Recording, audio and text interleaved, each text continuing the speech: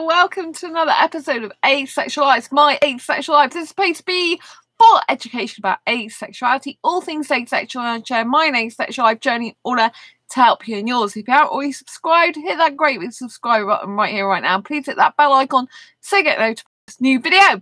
So in a moment, I'm going to be discussing with you why it's important for you to get out of your asexual comfort zone and how I've got out of my asexual comfort zone this weekend so far and what's to come.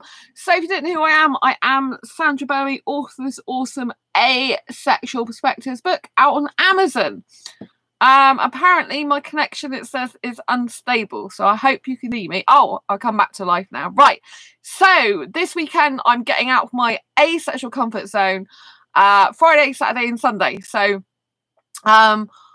when you are viewing this now, it's early on Saturday morning. It's like 2:39 a.m. on Saturday morning. And Friday last night, I went to the theatre and I watched an LGBTQ plus play. And so I am going to be doing a review of that play. I'm not going to do it right now because I want time to process what the whole play was about and think through it logically. And I'm really tired at the moment, because I'm in the middle of a speaking boot camp.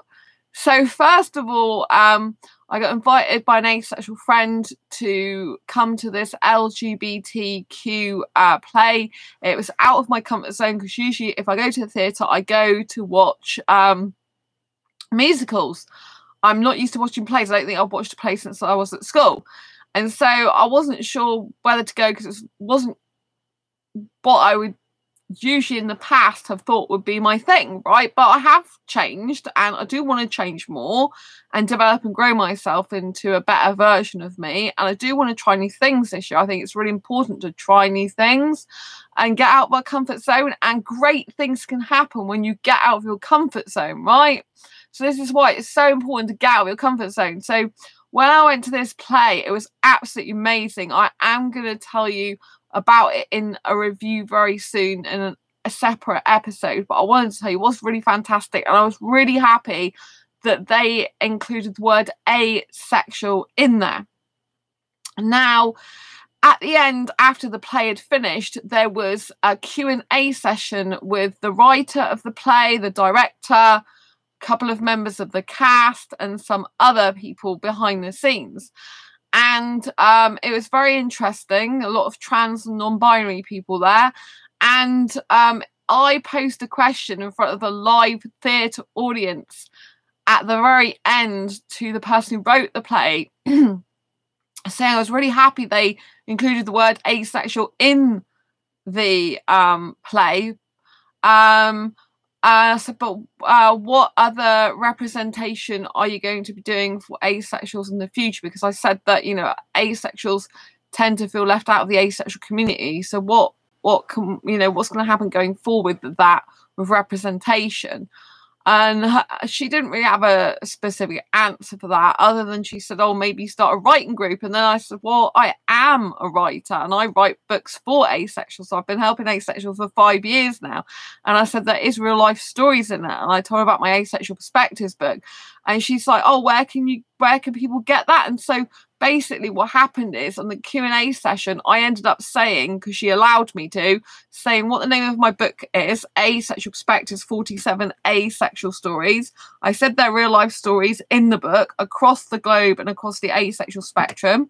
I said you know, I've got a channel for asexuals called Asexualize, My Asexual Life, and my website's called asexualize.com. And I said that I published that book and I got another book I'm writing as well. I think I said that I got another book I'm writing as well, but I definitely said about the Asexual Perspective book. And she asked me where people can get it. I said Amazon, Barnes & Noble or Waterstones.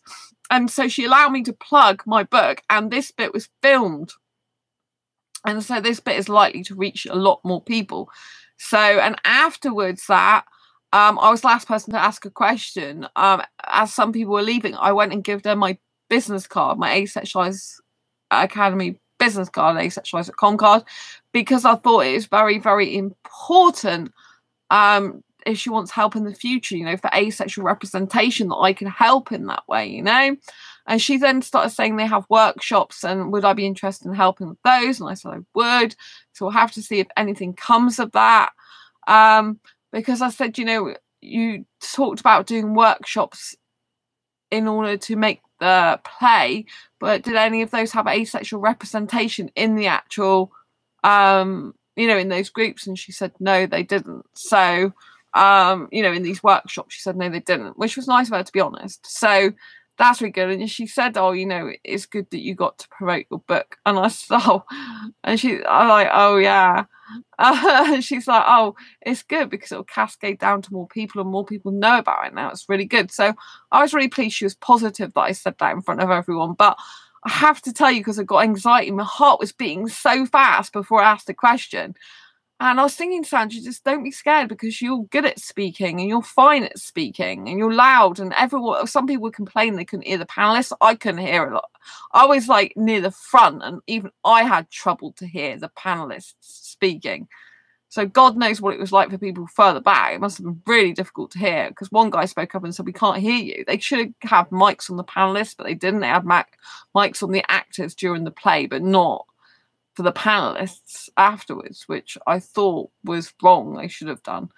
But anyway, I really enjoyed the play. I'm going to do a review. Like, I'm going to tell you what it's about in the next, probably the next video, or one very soon. If I don't do it in the next one, it will be very soon. But I am literally in the middle of a boot camp as well, which I'm going to tell you about in a minute. But anyway, also at the LGBTQ play, they had, at the interval, they had these like stalls there where you can collect leaflets, and you get you can connect with organisations to help LGBTQ. So I spoke to a couple of people there. One person I spoke to has actually attended one of my asexual meetups. So that was very interesting. I asked them if we got any jobs in the actual company, so I can help asexuals do certain. Not really. They just help all the LGBT plus community. There's not really one person that does something. I'm like, okay. But, you know, it's good to just get some contacts. It's good to get involved in that, because I want to be more involved with stuff. You know, I'd like to do talks and stuff at universities and colleges and stuff, even though it is out of my comfort zone. Because like I said, my heart was beating really fast before I asked the question. I was just thinking, ask the question. The question I actually, you know, I told you I asked was about representation. And then I said about my book.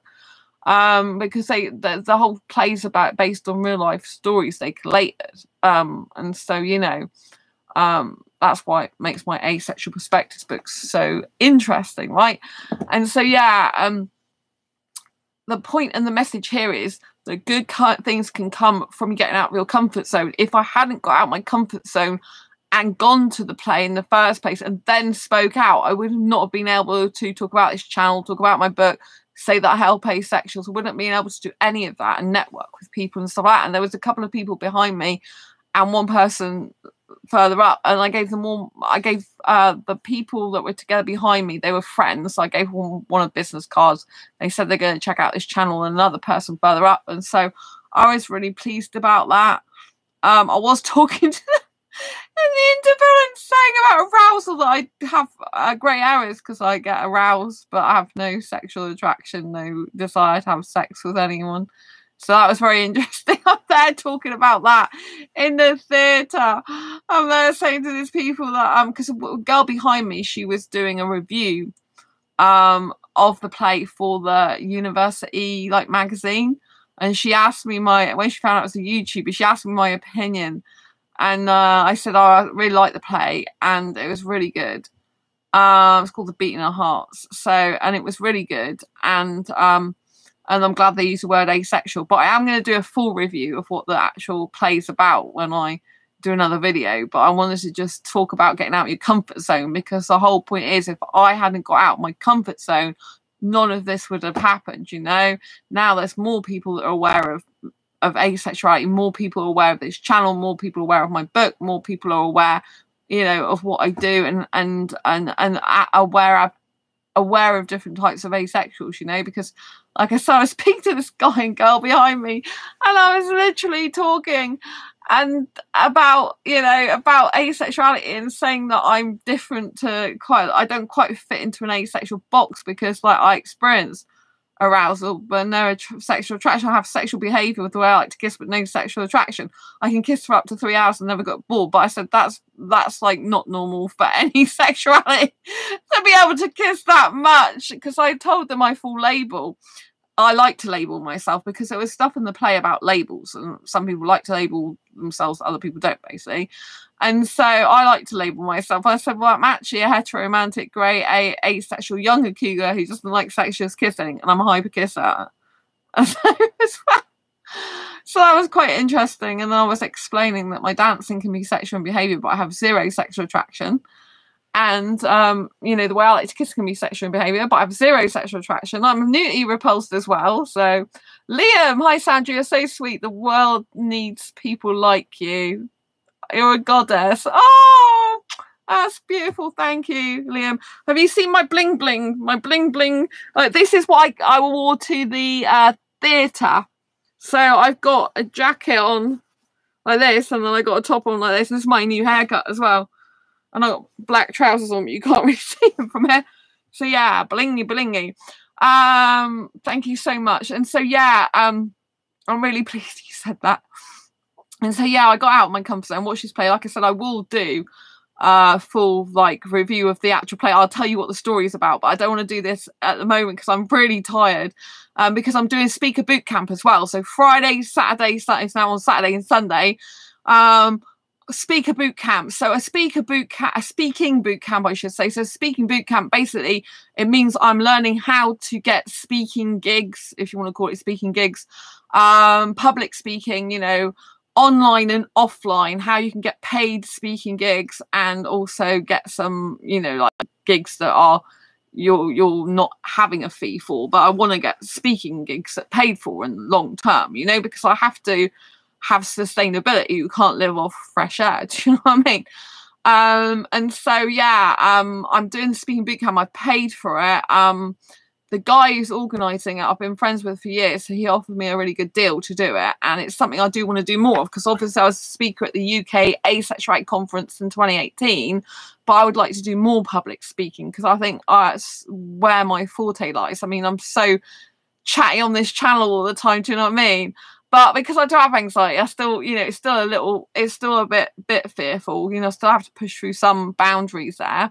But because I love speaking so much, it's worth it, and I kind of can overcome it a lot more easily, you know.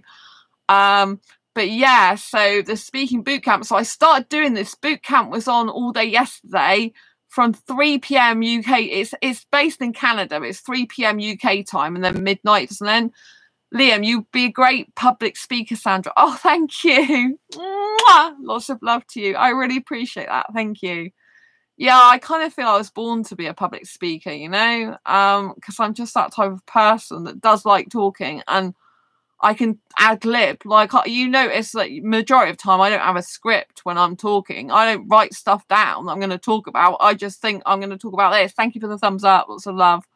I just literally think, oh, I'm going to talk about this tonight, and that's it, or this time, you know, that's all I do. The majority of the time. There's sometimes, occasionally, I have lists of things I've written, if it's like 10 points I want to make and stuff like that. But the majority of the time, I don't have a script. I just ad lib the whole time, and it's very difficult to do that. It's a very big skill. I have had some speaker training before.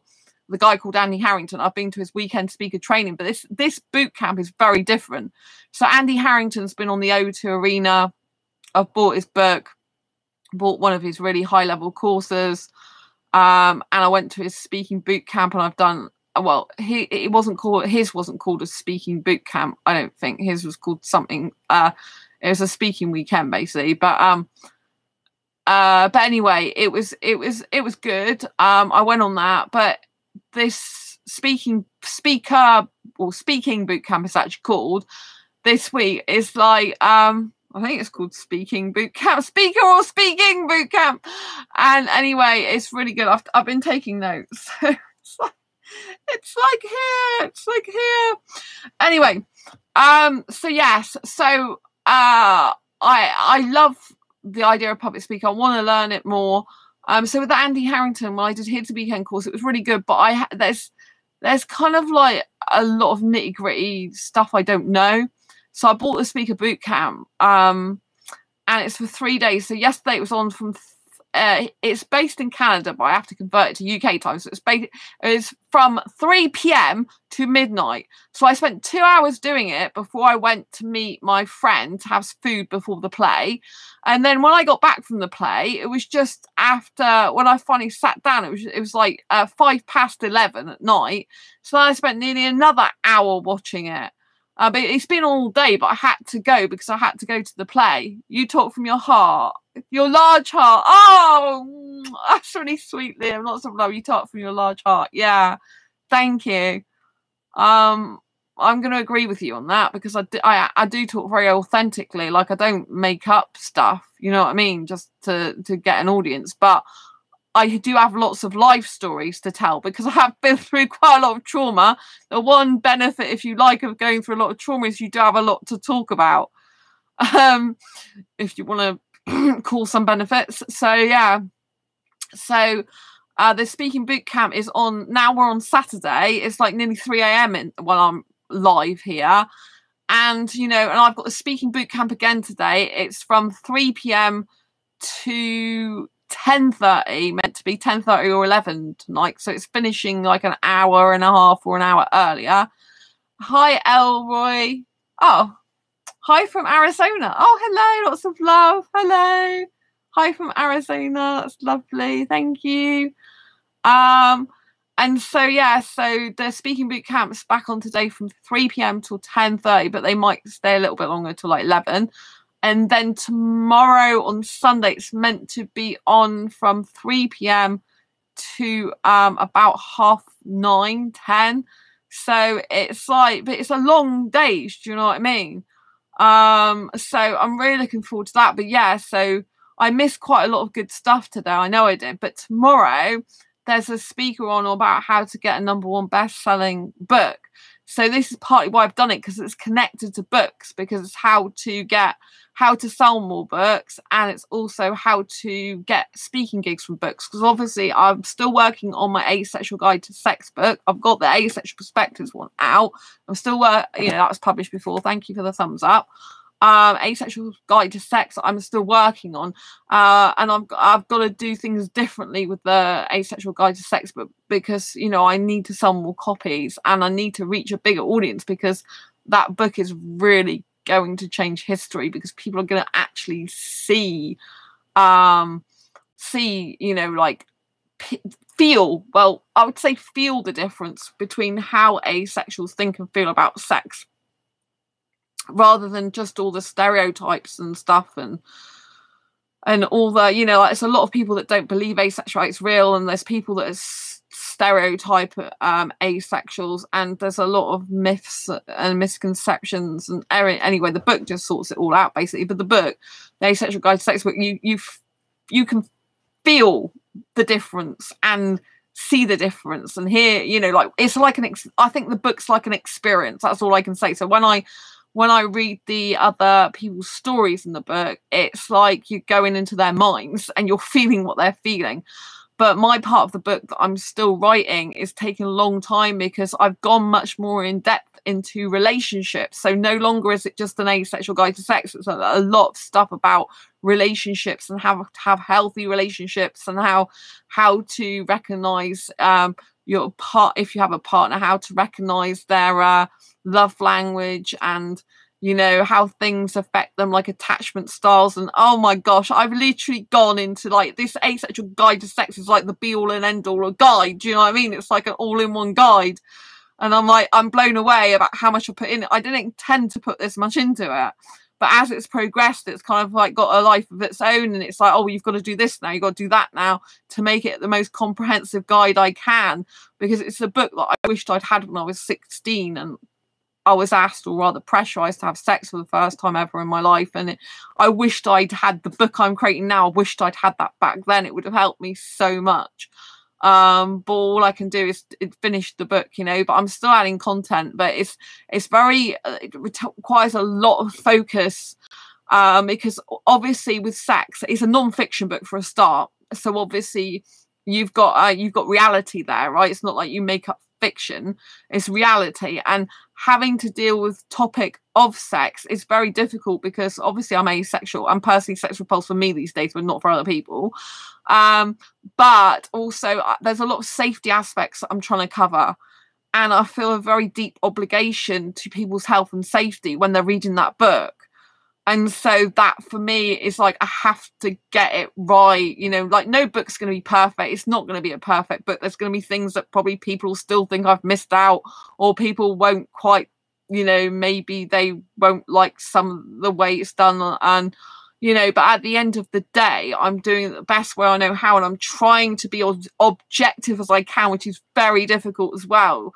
And also I'm trying to, you know, include a lot of healthy relationship stuff and that. And, you know, it's hard to do that because obviously I'm sharing more of my personal stories from years ago, and like stuff's coming up for me from my past that I've forgotten about. So that's been really difficult. So the whole Asexual Guide to Sex book is actually getting out of my comfort zone as well.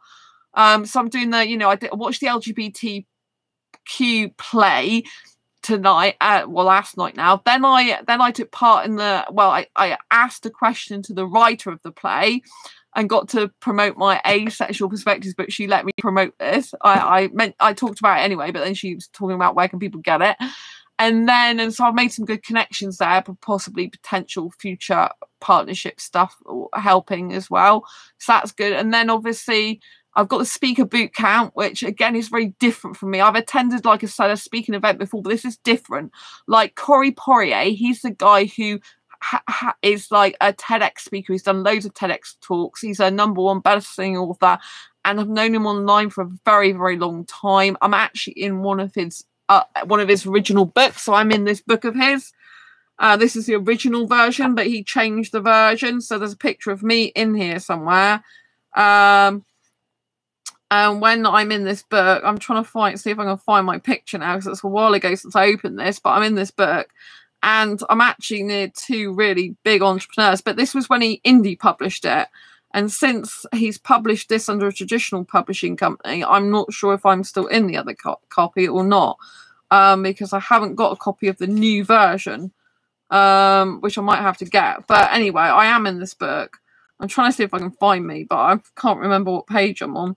It's like quite a while ago, but I was in this book. So yeah, it is pretty amazing. But anyway, this is his book, and this is a guy. Oh, you can't see here on the back. Sorry, this is a guy who's doing the course, Corey Poirier. He's been featured on a lot of news places and stuff like that as well. So yeah, so I'm really looking forward to doing the next 2 days of the bit. Oh, there I am, people. See? I don't know if you can see me. That's me. It's a black and white photograph. But, yeah. Sandra Bellamy. www.sandrabellamy.com. And that I'm in between Jack Canfield and this other guy. And they're very well known. Jack Canfield and Michael... Jack Canfield is the most one, and Robin Sharma. Those 2 people are really famous. Oh, sorry, this way. Yeah, and so anyway, that's me. And yeah, so this is a guy who's doing the speaking course. This book's on Amazon, by the way, but I haven't checked to see if I'm in the new one, because I know he redid it for a publishing company. But it's a really good book, actually. You should get a copy. It's really good. But yes, so I really, really like the person. They're very personable, but because he's a TEDx speaker, but he also does a lot of talks with like groups. Like he's from Canada, so he does a lot of talks locally with different clubs and groups, and he gets paid quite a lot now to speak. And so the guy Andy Harrington, who I did the course with him before, he's very like big. He's like O2 Arena, really big stuff. Now he does them online. But Corey's more like, he is well known for doing TEDx talks specifically, but he's also the founder of Blue Talks and stuff, which is like a podcast video show with lots of entrepreneurs, lots of top entrepreneurs. and he just really nice guy. He's a genuine person, you know, who doesn't make up rubbish. And he because of the way his speaking gigs are, like Andy Harrington, if you think he's kind of like big arena, this guy's done small stuff as well as big stuff, so you get a better kind of like picture of the speaking world, and where you get, you know, where you go to get like gigs from, more than the O2 Arena guy. Really, the O2 Arena guy is if you want to be on stage and you just want to be like a speaker on stage, rather than to local communities and groups. Whereas the guy Corey, he's more into local groups as well as big stage. So you kind of got a good balance there of different stuff. It's a shame that I missed a lot of the first day, because I know there was a New York Times best-selling author in there. No, not New York Times, sorry, Wall Street Journal best-selling author in there, that I wanted to listen to that talk, but I couldn't because I'd already agreed to go to the play, and I'm glad I did, because obviously, you know, it's asexual contacts representing asexuals for me personally. And you know, and they mentioned it in the play Asexual, but they hadn't got any proper asexual representation. That's a question I asked about. You're famous now, Sandra, thank you. Yeah, so I did speak. I mean, obviously this was in the Q&A. I spoke to people. I spoke to the audience. Some of the audience said I hadn't come back because it was a second part. Like, so they did the play and then they did the Q&A. So it wasn't as full as it was before, but I still got to talk. I still got to speak in a room full of people. There was still quite a few there. Probably, I don't know, maybe there was 200 still. I don't know. There was quite a lot of people there still.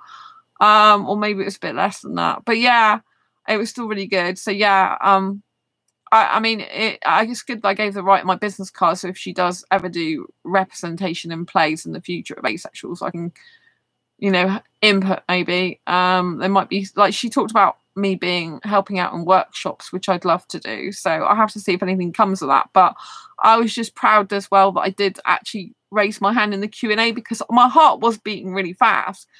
Because I have anxiety, but I don't have social anxiety really. Like, on a scale of 0 to 10, my social anxiety is like 1 usually, like a tiny bit. And so, you know, I don't know if you've ever had a mental health therapist and they ask you on a scale of 0 to 10, how do you feel about this? And so with this anxiety, I do have it, but not social anxiety usually. But I do still have a little bit. And, you know, like speaking, I love speaking. I love public speaking, but I still got some fast heartbeat. My heart was going like this. I'm like, no, Sandra, you need to ask your question. But I was trying to think of a really good question to ask. I was like, what's a really good question to ask about asexuals? What's a good question to ask? And then I finally came up with a good question, which was like, you know, like, how are you going to get more asexual representation in the future, you know? And the person I went with, who invited me, the asexual person I went with, they said that they were really happy I asked that question, because it's something they wanted to know as well. Because I did say that a lot of asexuals feel left out of the LGBT community. And thanks for mentioning asexuals, but like, what more is gonna, you know, what more are you gonna do in the future? And that's how I got to talk about my book. She's like, oh, start a writing club. And I'm like, I'm already a writer and I already write stories. That includes stories, because part of the play was based on a lot of different people's stories. Well, the whole play was really different parts of it based on different people's stories.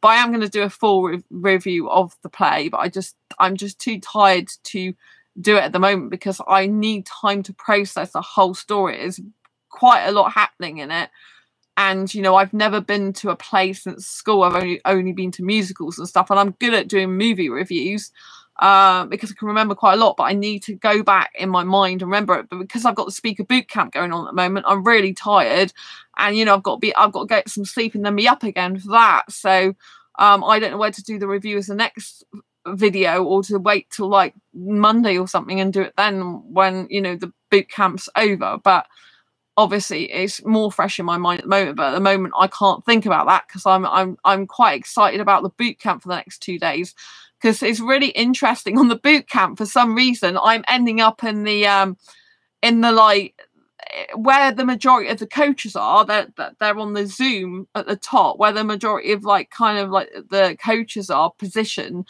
and kind of the person that's like Corey's like the main speaker in the event, but there's like a woman who's like a facilitator, and I'm next to her in the Zoom on the pictures, so people can see my picture on the screen, I think, more than a lot of other people. I'm like, wow, I've got like prestigious place there. You usually only have people there who speak, you know, who actually speak on the actual Zoom call, you know, on the boot camp itself, and I'm kind of like there. So that's really interesting. But also I've booked a free coaching call, so you can pick one speaker to have a coaching call with up to 20 minutes for free. So I've chosen the woman who's a #1 best-selling author on Amazon. She's actually doing a talk today, Saturday, later today, telling people how to become that. But I've booked a free session with her at 8 p.m. my time later on, so I'm going to be quite tired by then, because I've got the boot camp starts at 3 and I've got to take 20 minutes out to speak to her. But I mean, she's a multi 6-figure earner now, and Corey's helped her with her speaking, and she's a best-selling author herself, so she does speaking. She landed 2 TEDx talks in 4 months following Corey's process, and she earned 6 figures, and she's a single mum now, and she's like a best-selling author. They made a documentary about her life. She's got Goldcast. I don't know if you've ever seen Goldcast on Facebook, and she's like, I think she's got over 1 million views on that or something. Or is it 1 million or 100,000? I think it's 1 million. I can't remember. It's a lot. I think it's been, yeah, I'll have to find the exact figure out maybe, but I know it's I think it's 1 million. But it's going to be at least 100,000. I know that much, but they're very different. 100,000 to 1 million, aren't they? I know, but I can't remember what it said in the actual bio. But anyway, she is a best-selling author, and she's going to be doing talk. But I booked a free session with her. And usually, when you have a free session, they try to then sell you their actual coaching package. But at the moment, I couldn't afford that anyway. But it's some person, you know, she's going to be a useful person. In my life, I might have the money in the future to pay her to help me more. You never know, you know. But if I can get free 20 minutes with her and see if anything that she says can help me, it's going to be really good for me. Because I want the Asexual Guide to Sex book to sell really well. I want it to be #1 on Amazon, but that's a big, tall order, you know. But I really would love that, you know, because the more I get the word out about the book, the more asexuals I help, the more I spread the word of asexuality. So it's kind of like the Asexual Guide to Sex book is like everything to me. It's like the be all and end all of helping asexuals, because it's kind of like, you know, it's just such a huge book. I think it's nearly 600 pages already, and I haven't even finished it yet. I mean, it's a mega big book, you know. And one person said on another channel who does book publishing, like, why don't I split into 2 books? And originally, years ago, I was thinking about having 2 different books. But as it is, I think it's better as a really comprehensive guide, this book, because I just think it all fits together better. And if I was going back years ago when I'd never had sex in my life, I didn't know I was asexual back then, but say I knew I was asexual back then, and I had never had sex in my life, and I got asked to have it, and I didn't know what I was doing, I would want someone to like take me by the hand and show me, like, this is the good, the bad, and the ugly about sex. This is how people's experiences are. Some are good, some are bad, you know, and you know, so not the, you know, because there's a lot of glorification of sex, and asexuals don't need that. They need practical advice, and then the good, bad, and the fugly, basically, of sex. You know, they want it straight, not like, you know, like, oh, sex is wonderful. I mean, it's a skill that's learned, to be honest. People think, oh, people just naturally have sex. It's like really not like that. So there's a lot of misconceptions about that as well. And so I really want to bring the book out, and I want it to be a comprehensive guide, because I want people to have all the safety aspects. It's very important to me that it's all very well, because originally, because there's real life sex stories in the book, there's people who sharing their stories. So originally, years ago, I was going to have asexual sex stories books. I was going to have Asexual Guide to Sex. I was going to split them into 2. Originally, I was going to write 2 books, but now I've put them together, so it's all Asexual Guide to Sex. But the stories are in the latter part of the other people, and there's my personal story and all the advice from me in the beginning part of the book. So it's split up into parts. And each person has their own chapter as well. There's me and 17 other people in the book in terms of stories.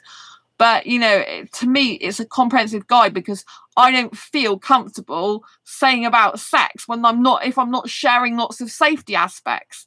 You know what I mean? Because I feel I haven't got a responsibility. If there's like a 16-year-old somewhere and their partner pressurizing them to sex, I need to know that, one, they shouldn't be pressurizing them anyway. This is not a good person for them. Will likely leave them anyway. So you're better off not doing it with that person. But also, you know, say they just really love a person at 16. They really want to try that. They don't know what they're doing. They're really scared, you know. It's all very well sharing stories about the good, the bad, and ugly of sex. That's really good. And there's a lot of advice from other asexuals that's really valid. And they can get a lot of information from the other asexuals without even my input. But I still think my input's very valuable because I cover a lot of stuff about like contraception more, which isn't really covered by other people. And I talk about different sex toys, which isn't my forte because I don't use sex toys. So I've had to do some research about that. And yeah, and there's lots of other stuff like relationships, like attachment styles and different types of personality. You know, like I haven't gone into Myers-Briggs. I mean, I know I've mentioned it, I think, but I haven't gone into that. Loads of asexuals are interested in that, but I've gone into attachment styles, which I'm currently working on. I've gone into different things that I wasn't planning to do, but I just think if you're going to have sex, you've got to think about the emotional aspects, the physical, the practical, the mental, and you've got to think of the safety aspects. And you have to try and think, is this relationship healthy for me to have sex with this person in the first place? If you haven't got a healthy relationship with the person and you didn't even realize it, and then you have sex with them, they are most likely not going to stay with you. And years ago, when I was 16, I thought this was a guy who was a love of my life. When I was 16 years old, the guy I lost my virginity to, I thought I was going to be with him forever. And, you know, like it was going to be a fairy tale, like, oh, this is a guy I'm going to spend the rest of my life with. So, of course, at that point, I thought it was heterosexual. I thought, oh, you know, I'll have sex with him because I thought I was going to be with him forever. I wasn't the type of person to sleep around or have casual sex because I'm an asexual person that has had sex in the past. I haven't had it for 10 years, right? But in the past I had it, and so I thought this guy I was going to love forever because I was always brought, you know, you kind of like sold the fairy tale, aren't you, when you're brought up that like, oh, you'll meet this person and they'll be like your soulmate or the one for you, you'll just know it, and then you'll get married and you'll live happily ever after, you know. And I was never married to this guy. I've never been married. I don't want to get married, but I have been engaged to another guy before, and one I was going to get engaged to, but I don't want marriage anymore. It's not for me. But, you know, back then I thought, I just thought I was going to spend the rest of my life with this guy. And I thought that I'd be with him forever.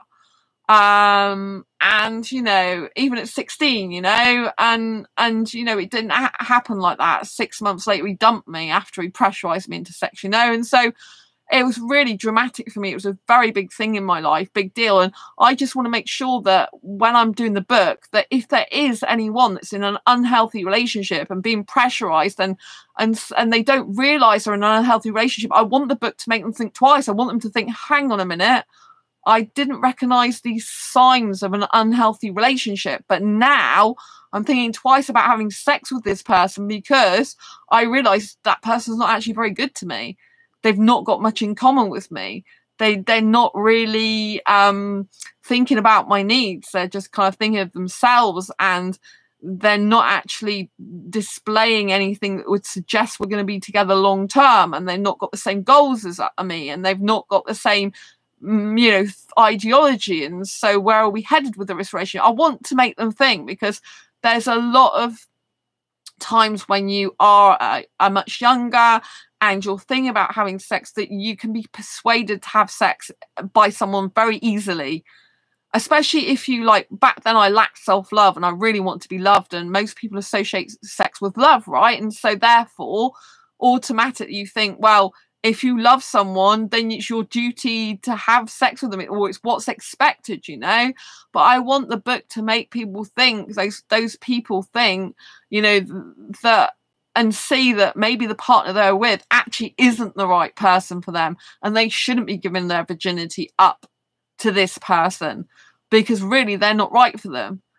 And so that's kind of like why I want it to be a comprehensive guide, because I want the person to make an informed choice or decision whether sex is right for them or not with that specific person. This is for asexuals who want to try sex, thinking about trying sex, may already be doing it anyway, but don't know what the hell they're doing, you know. And so, you know, it's not a book that's telling asexuals to have sex. I don't agree that you should have sex. If you are sex repulsed asexual and don't want sex, you shouldn't have sex. No one should have sex if they don't want sex. No one. So this is not a book telling asexuals to have sex. I will repeat that. Asexual Guide to Sex is not a book telling asexuals to have sex. In fact, it's actually saying do not have sex until or unless you've at least read me so you can make an informed choice of decision and not just rush into something. Because obviously when I was 16, I was pressurised into it and I gave in and I thought, you know, that the guy would be with me forever and he wasn't. And I kind of hope that some people won't make the same mistake that I did. But I don't really think of life as mistakes so much. I just think it's lessons we learn, and I don't tend to have regrets because I don't think there's any point in having regrets, right? So, you know, it happened. He did what he did. That happened, but it has affected my life. It has affected my future relationships. There's no doubt about that. So, you know, if I'd have had this book back then, I probably would have made a different decision. I probably would have been a different person. I probably would have, like, you know, I just probably would have known so much more. And kind of like, I just think, God, I've got all this knowledge and I have to plow it into that. And like I said, I could have written 2 books. I mean, someone said to me, you'll make a lot more money if you split it into 2 books, but I don't do something for the money, even though I need money to live. I don't do something for it. I do it because I think it's the best thing for the personal people that are going to read it and for the people that are going to come across it. I think about if I was 16 right now and I knew I was asexual, or even if I didn't know I was asexual, if I was a virgin of whatever sexuality, and I didn't know much about sex because the sex education at school's still, I think, probably pretty rubbish. And, you know, and some people don't like talking about that in families because they just don't. And, you know, and sometimes you can't talk to your friends. Sometimes you get too shy. I was so shy. Before I started this channel, I could not even talk about sex to even my best female friends. I just couldn't. So I have come so far. I mean, talk about getting out of your comfort zone, not from me going from not being able to speak about sex whatsoever with anyone apart from a boyfriend I had at the time. That was it. To now talking about it regularly on this channel, and very openly and honestly and very personal stuff I share on this channel, then that is a huge comfort zone shift for me. I mean, massive. I mean, you just wouldn't recognize that type of person I was back then to now, really. I'm completely changed in that way, you know? But I was very nervous about doing that when I started this channel. I thought, well, you've got to do it, Sandra, because, you know, you're going to end up talking about sex, because although asexuals, a lot of us don't want sex, don't like and need it, you're still going to end up talking about it. And so I'm like, well, you can either take this information to the grave with you so no one knows about it and you can just die one day and all the information will be contained within you. And that's fine if that's what you want to do. No problem with that. But if you really want to help people while you're here and alive and after you're gone, after you're dead, then you need to write a book and write other books about it. I've got other books for asexual coming up as well. But, you know, but you need to get it out there because, you know, your information can't help someone if you take it to the grave with you, can you? Can it? You know? And it's like, well, clearly not. And so that's why I want to make sure I get it. And it's just the way it's gone. Like I did years ago try writing a novel, a fiction novel, you know, an actual made up story, as opposed to the fact I write non-fiction now. And I started the story years ago, but I had to stop writing it because the problem with me is I get so into the characters' heads that I experience what they experience. And if they're going through pain, I really feel it. I get really poorly. And there was a lot of dramatic stuff going on in that novel. I still know about it to this day. But the characters used to tell me how the story is going to unfold. So years ago, I heard writers saying, oh, my characters tell me their stories. They just speak to me and tell me, and I just thought, oh, that's rubbish. I don't know what they're talking about. But when I was doing the fiction novel, which I've never finished because I abandoned it on purpose, because it was making me poorly, you know, in the mind and stuff, you know, but when I was doing that book, literally the characters would start just having lives of their own, telling me, like, I'm like, okay, so what do you do for a living? And they would say, well, this is what I do. This is what I do for a living. And I'll be like, oh, well, what happens next? And they would just tell me what happens next. It's a really weird experience. But there's some brutal stuff in there. And I started sometimes years ago I had a bad dream and stuff. So I can't do that type of thing. You know, I left it because I thought I'm better off writing real life non-fiction stuff that can genuinely help people rather than fiction. Although I still I like writing children's picture books, and that's another thing I've done to get out of my comfort zone. I've bought children's book creators course, and so my 2 picture books from years ago that I've not actually published, I'm going to be publishing them in the future, not at the moment, hopefully towards the end of the year near Christmas if there's time. But Asexual Guide to Sex is a be all and end all for me of writing at the moment. That's the only book I'm focusing on right now. But yeah, so I've always wanted to have my books out, but an illustrator let me down years ago. So the course is to learn how to illustrate your own books. So I want to get those 2 books out, hopefully by the end of the year if there's time. But I kind of have 5 books in mind this year. The one I'm Asexual Guide to Sex, which will take up half the year till June probably, with the 3 months promotion I have planned for it at least. And then I want to get on with the next asexual book if I can after that, because I got people wanting to buy the 3rd asexual book and be in it before I've only got the title. That's it. And people are like, when are you writing the book? And like a couple of people reminded me they want to be in it. Like, when are you writing it? I'm like, I'm doing Asexual Guide to Sex first, then I'll do that other book. But I've got quite a few books planned for asexual, but you know that I've got the next 2 for definite after this one. But it's like the Asexual Guide to Sex is going to help us get through to sexuals. That's why it's such an important book as well, you know. And I've tried to write in such a way that, you know, like, even if someone's not asexual, it'll still help them as well. But I just, you know, I feel that there's more stuff that I have to add. I write something and I'm like, oh, but you have to put that in the book now because this won't make so much sense. There's something missing. And I just feel like, you know, I've got such a deep responsibility to asexuals and to anyone who reads that book for their safety that I want to make sure multiple bases are covered. You know, and so that everyone's got a very broad and concise view of sex overall, and thinking, is it right for them or not, you know? Because, you know, we can't hide from the fact that some asexuals do have sex. We might, as sex repulsed asexuals, not want that. Years ago I did do that before I knew I was asexual, but you know, you can't, you know, we can't hide from the fact there are asexuals that have sex, and the reason a lot of them do it is because heterosexuality and heterosexuals are predominantly still the main sexuality. And so a lot of asexuals still want relationships, and the only way they can feel they can get a relationship a lot of the time is by getting into a relationship with a heterosexual. But the problem there is sexual compatibility. And so therefore asexuals think sometimes that they want to try sex to see if they can make a relationship work with a heterosexual by actually giving their heterosexual what they want sexually, but while still trying to, like, you know, reserve their own kind of like aceness, if you know what I mean. So it's very difficult, you know, but we can't deny there's asexuals that do have sex. That would just be ludicrous. But years ago, particularly, I've known asexuals that have been very, like, irresponsible, if you like, or just lack knowledge, and they're having unprotected sex because it's like, oh, I'm asexual, I'm just trying sex. It's like, you can't just try sex and expect not to get pregnant. That doesn't happen like that. It only takes 1 sperm to make a baby, in case you didn't know. So, you know what I mean? I feel that I've got to make sure that people understand that just because you're asexual doesn't make you exempt from actually conceiving a baby, for example. I mean, I know a lot of people should know that, you know, it doesn't matter what sexual orientation you are, you can still get pregnant if there's a sperm and an egg involved.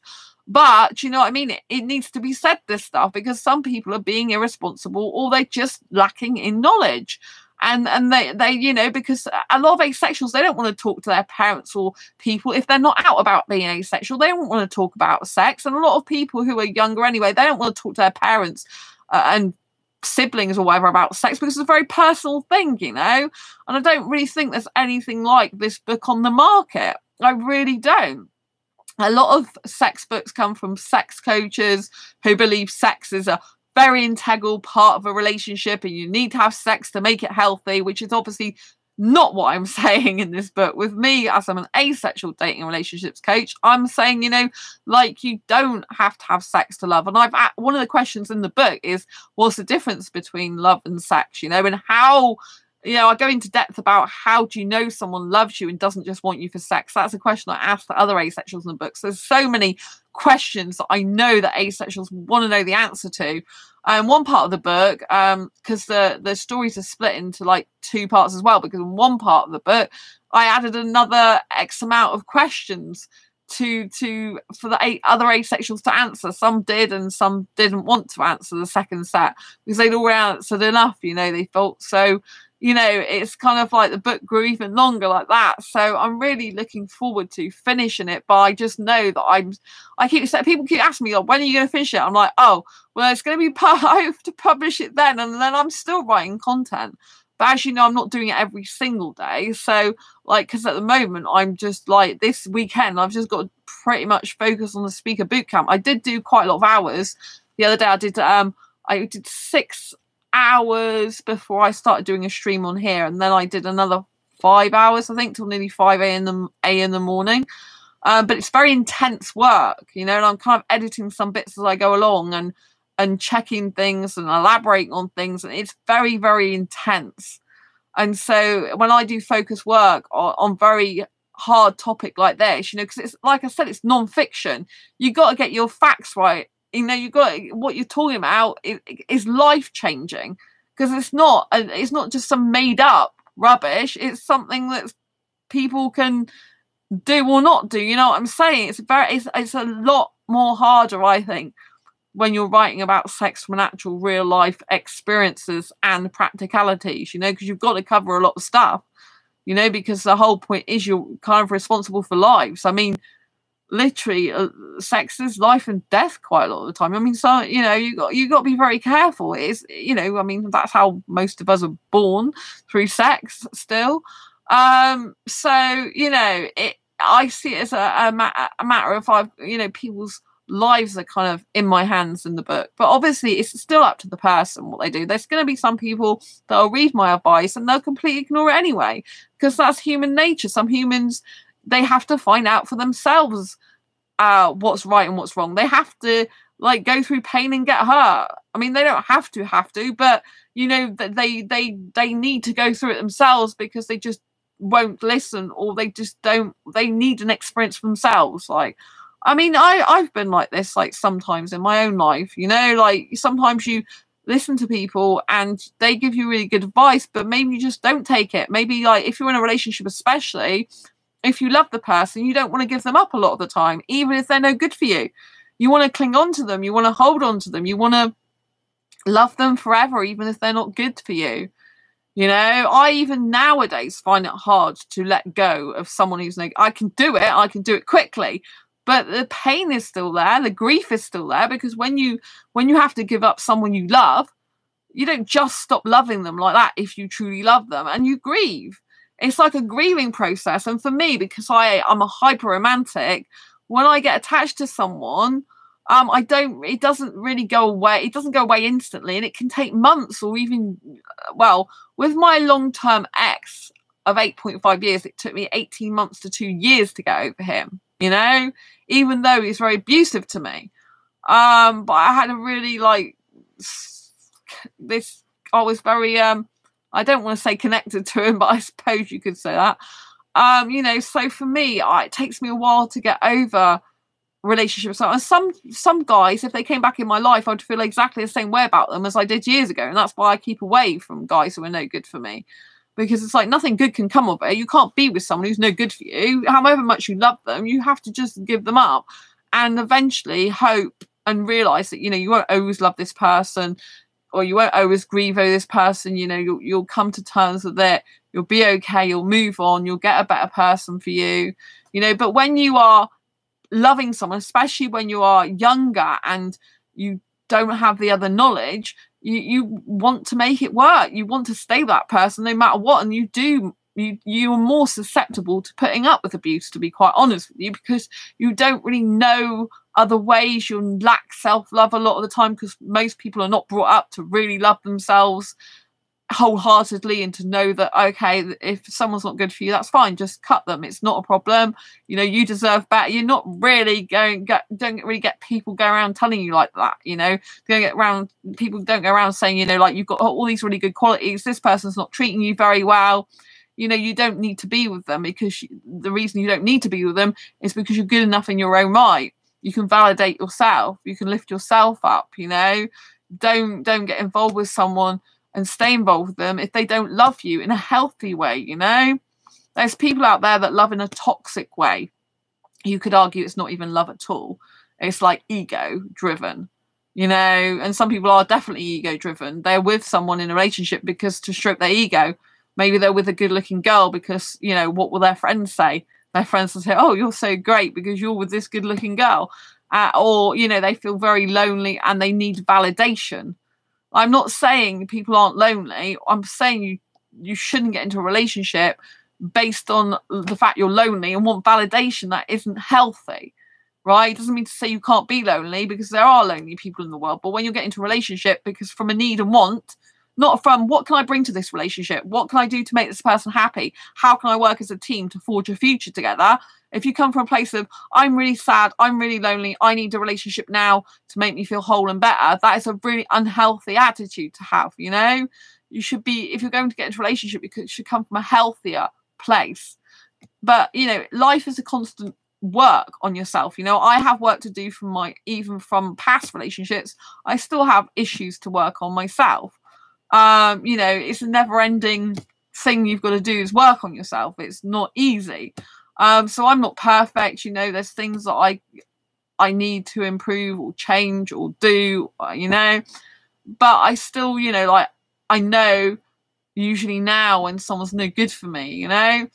And, you know, if I'd have known some guys were no good for me years ago and I'd had more self-love, then I might have taken a different path, you know. And if I read a book like mine, I might have listened and I might have been like, oh, it would make me think twice. I'll be like, oh, she's listed these qualities and the guy I'm with hasn't really got these healthy qualities. He's got these qualities that aren't healthy. Oh, maybe I shouldn't have sex with him now because, yeah, it's a bit worrying for me. You know, it would make me question.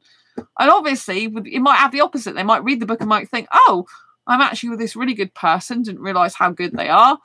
I get on really well with them. We work together as a team. I actually value that person a lot more from reading Sandra's book because I see that all the good qualities they had and I took them for granted maybe before. And maybe I didn't realise what a nice person they are.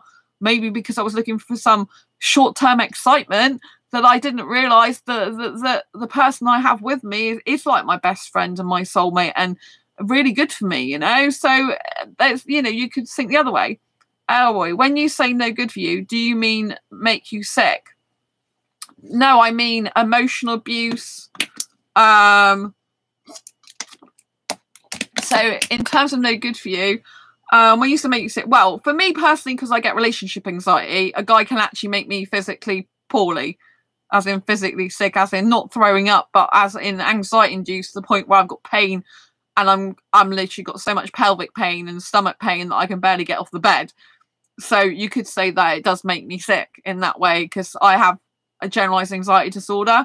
And if I have relationship anxiety, so if I get into a relationship with a guy, it can make my anxiety levels so through the roof that I can't even barely get anything done in my life. And I'm just having huge tummy pains. That's why I'm not doing dating relationships anymore for the foreseeable future, because there's 2 guys last year that I still need to get over. I'm still getting over them.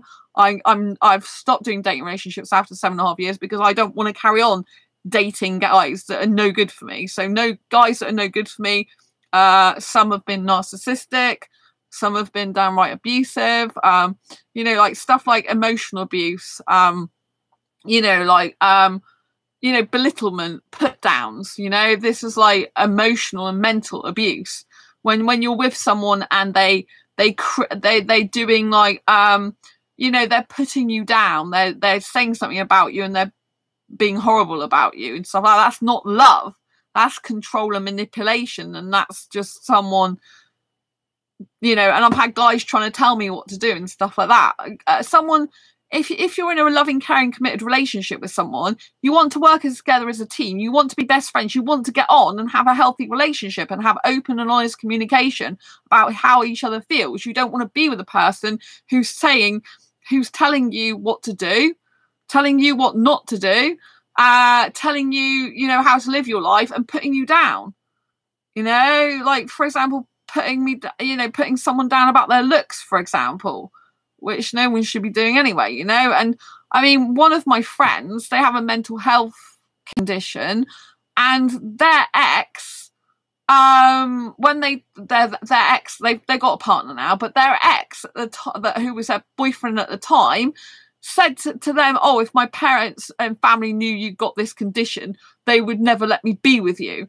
And then they started using their mental health condition as a way of basically being nasty, saying, oh, well, you've got this. And you don't speak to someone. If you love someone, they've got mental health difficulties, you then don't go throw that in their face and use it to manipulate them and put them down. Right? You shouldn't be with someone with mental health difficulties if you can't handle the fact they've got mental health difficulties, and you can't, be kind about it. Obviously, I'm not talking about someone who's got mental health difficulties who's being the abuser to you, because, they need to sort of have a therapist and sort that shit out, right?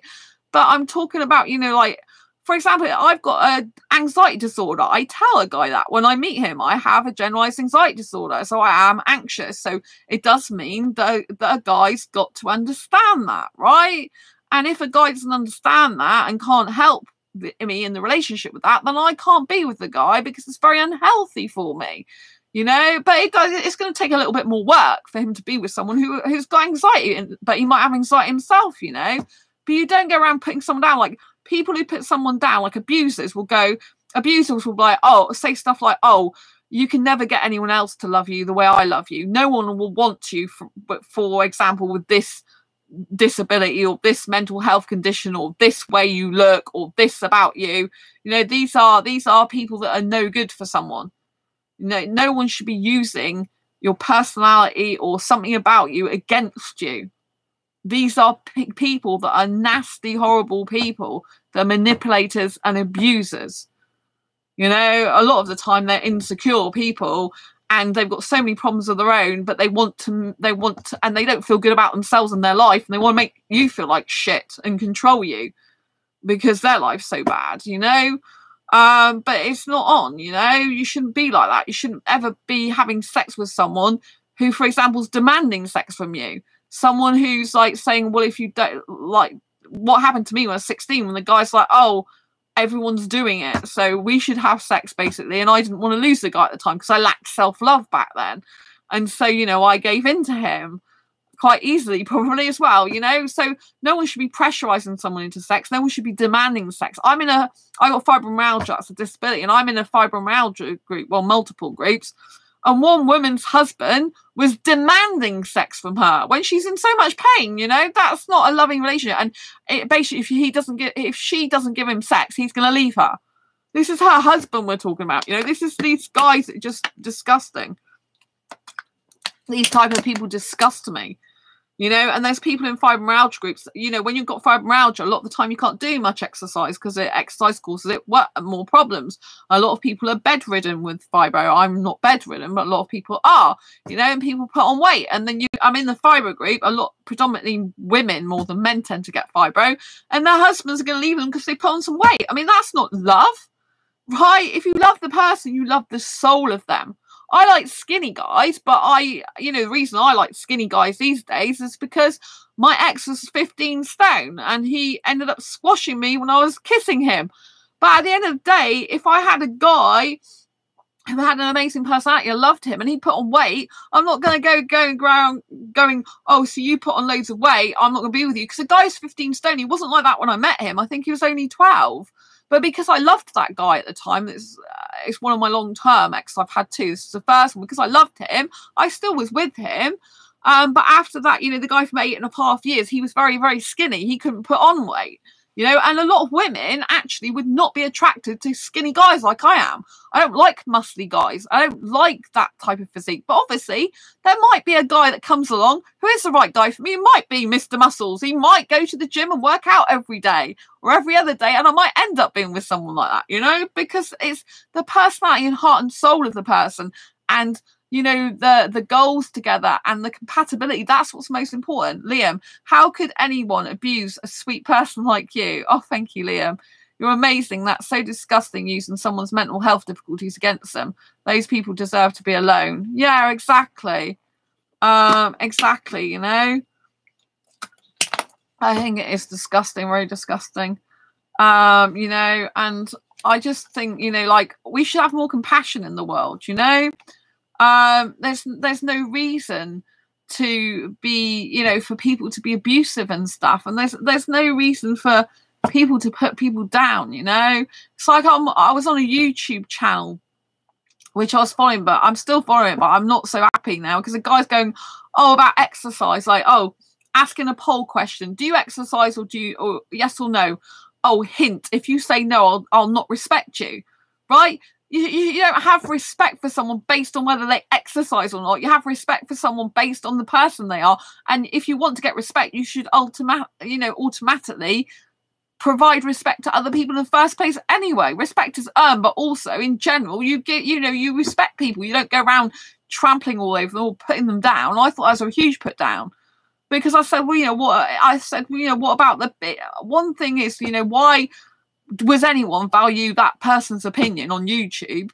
This guy's only just turned 18, by the way. Why would anyone why would anyone value the opinion of other person more than they value the opinion of themselves?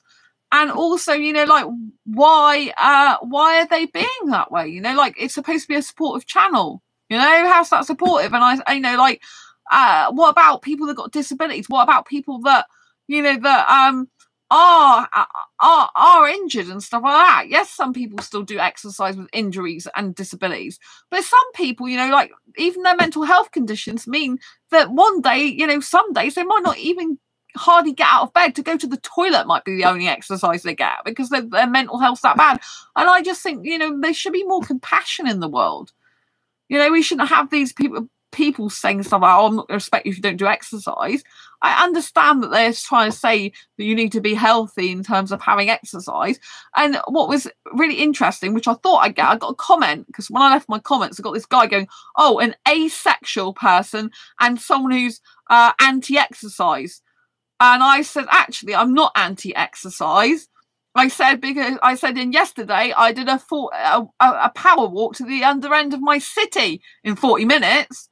I said, but I don't have to go around telling everyone that, because I don't need validation from someone else, you know? And I said, you know, like, but there are people that even going to the toilet for them is like so hard. It's like, I said, is that class as exercise then? You know? And like, show some compassion. It's like, what's going on in the world? Elroy, I don't like fakes. Like the guy that faked like he liked you at 16. I'm fed up with things like that. Yeah. Well, the guy when I was 16 is very interesting, because years later, he did show back up in my life and apologise for the way he treated me. He's the only guy that's ever done that and genuinely mean it, you know? He didn't do it to get back with me, but he clearly felt guilty about it because he had a girlfriend by then. And his best mate said, oh, I thought he still had feelings for you and might want to have been with you. But he actually apologised. This was like years and years later, right out of the blue. Wasn't expecting. In my work, he came and he said, can I talk to you in the canteen area, the customer canteen area, the customer restaurant, basically. And so I did hear what he had to say, and he did apologise for the way he treated me. So I'm glad that he must have cared.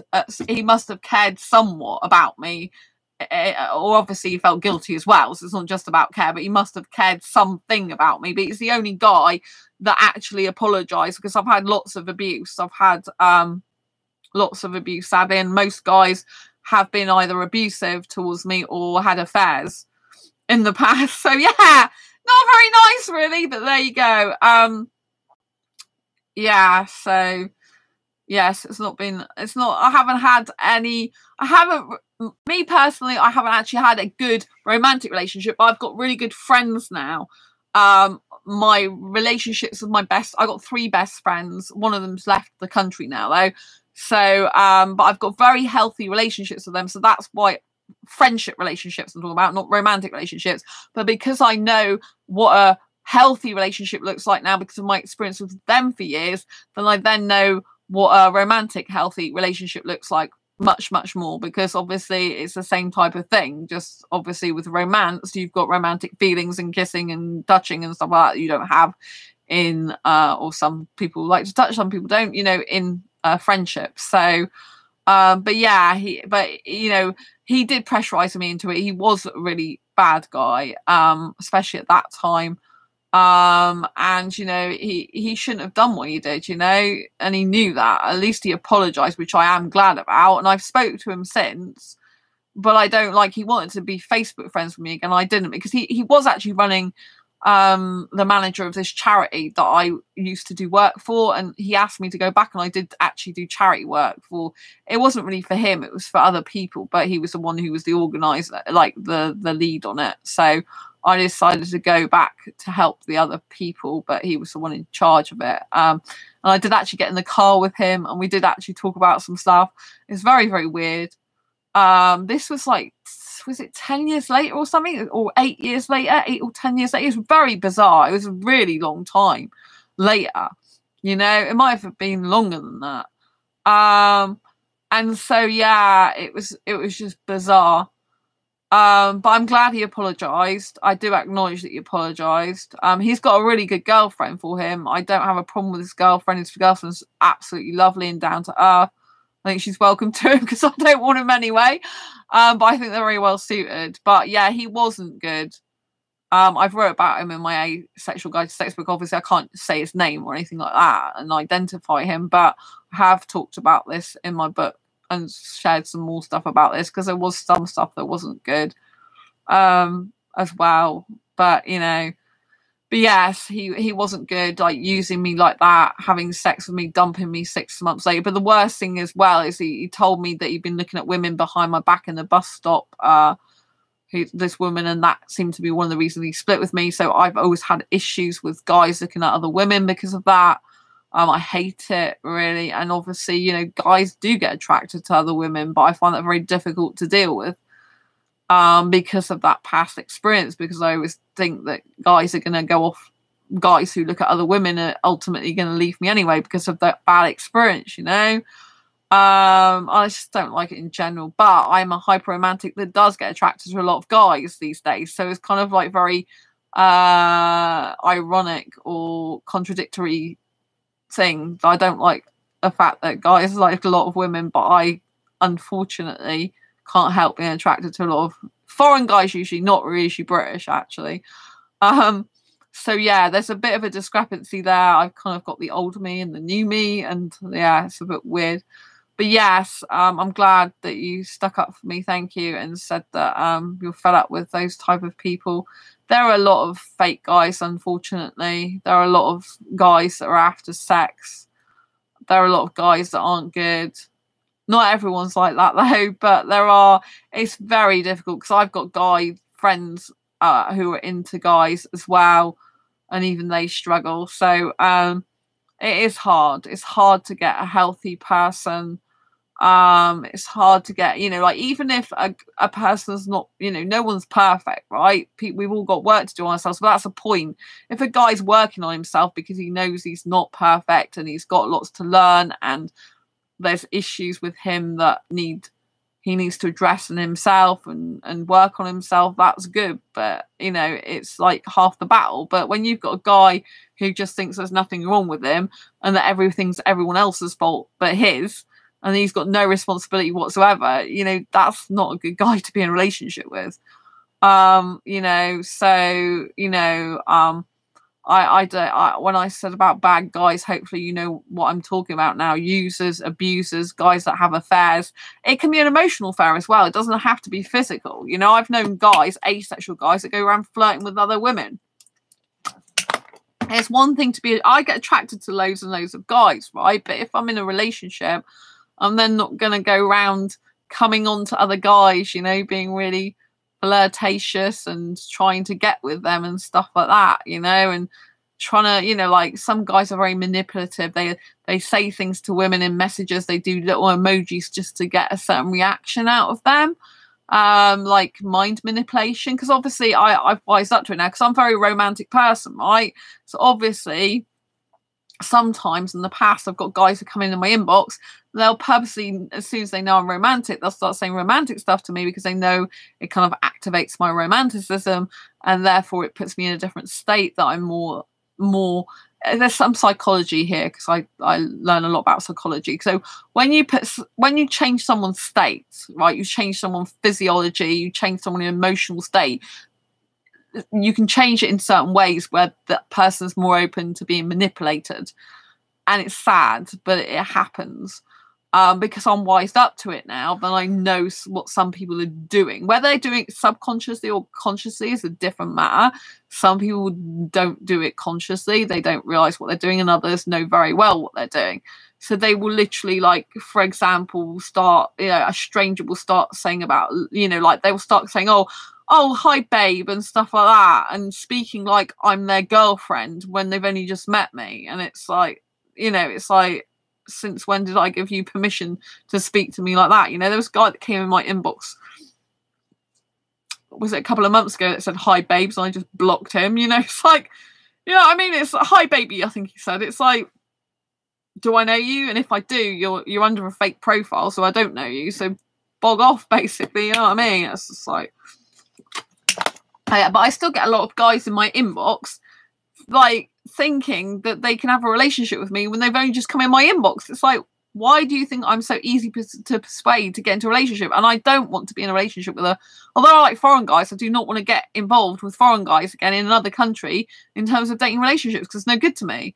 I'd need a guy in the UK, a healthy individual guy, someone who wants to create a partnership and a team, who wants to be a companion and a best friend, and who wants to, like, actually be an adult. I like younger guys, but I need an adult younger guy, you know? A guy who's got, like, a maturity. You can be mature at any age, you know, even at 21, you can have a mature 21-year-old and an immature 49-year-old. I'm not interested in 49-year-olds, but I'm just using that as an example, you know? So it's not about age, it's about maturity and about actually being respectful to the person. And you know, people take people for granted as well. Like, you can be in a relationship with someone, and once they think they've got you in the relationship, they think, oh, that's right, now I just speak to them the way they want and tell them what to do and demand things. And, you know, like, you know, some people might even like not have as much communication and think, all right, I've got them now, so I don't need to communicate with them as much. It's ridiculous. In a relationship, you need open, honest communication consistently and persistently over long periods of time, forever. You know, a relationship takes work, effort, communication, talking, discussing. That's why I prefer to be alone. The world is full of manipulative people. Most people are fully aware of what they're doing. Yes, Liam. I do agree that that's a very good reason to be alone or single. Yeah. Yes. So for me, like, after 7.5 years of dating relationships, obviously I got a lot of experience to help other people, but I'm specifically not doing that anymore for me for the foreseeable future, because it's not healthy for me anymore. It's got to the stage where it's really, really badly affecting my health. The two guys last year, they were both asexual, both in other countries, and neither were good for me. You know, and I had love feelings for both of them at different times. And so it's been really hard, that. And I'm like, I'm not going to go and look for another relationship whilst I've still got grieving to do to get over those situations. And whilst, you know, like, I've had so much hurt and pain now, I feel like maybe I can't mend those parts of me at the moment, but there's a lot of other good stuff that I can focus on now. And so in a way, I'm glad. In a way, I'm really glad that the last person hurt me so badly that I've now changed on that. After 7.5 years, I've quit dating relationships for me personally. And in a way, I'm so glad that finally someone's caused me so much pain that I've quit that. Because for 7.5 years of my life, I spent a lot of my life like on dating sites, messaging guys, trying to find the right guy for me for 7.5 years. That's a lot of my life taken up. And now I'm like, right, I'm living for me now. I'm getting my career sorted. I'm focusing on book publishing business, focusing on helping asexuals more. Since I've like changed on the 16th of December last year, that was it. I'm all in with book publishing business now. I'm literally doing lots of courses, like the speaker boot camp I'm doing with a vision to like getting more speaking gigs from my books. The more books I write, you know, getting more publicity for them as well, you know. And when I went to the play, it got me out of my comfort zone, but also making contacts to help asexuals and to get more my word of the book out and what I do for asexuals, you know. So everything now is geared towards writing books, publishing, helping asexuals more. It's all geared towards exactly what I should be doing. So I've stopped going on. I have to still do this. I have to stop going off on tangents, but I've done this mostly. As long as I'm focusing on book publishing business now, that's great. And so I'm really glad overall that these two guys, particularly the last one, but both of them caused me so much pain in the end that I have now stopped doing dating relationships. I have to thank them for that. They caused me so much heartache and pain, especially the last one. Really lots, really hurt me.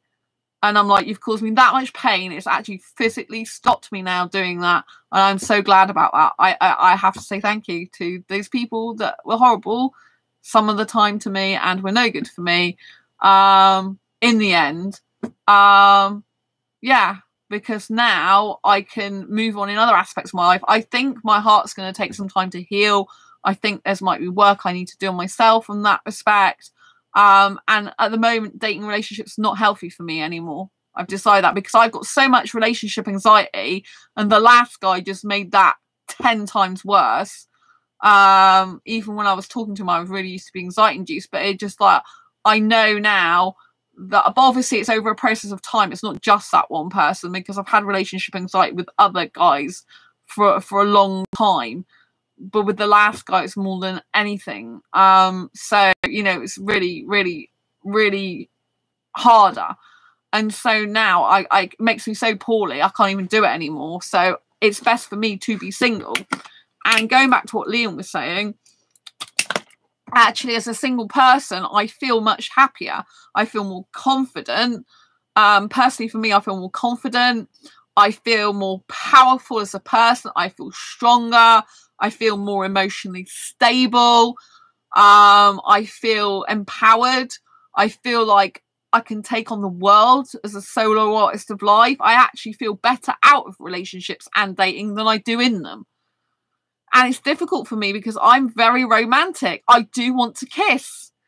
And that kissing feelings come back strongly, especially with Valentine's Day this year. Like, I celebrate being single day on the 14th. So I have my own celebration. But this year, Valentine's Day's got to me a lot more. Like, I don't really care usually because I'm happy for couples.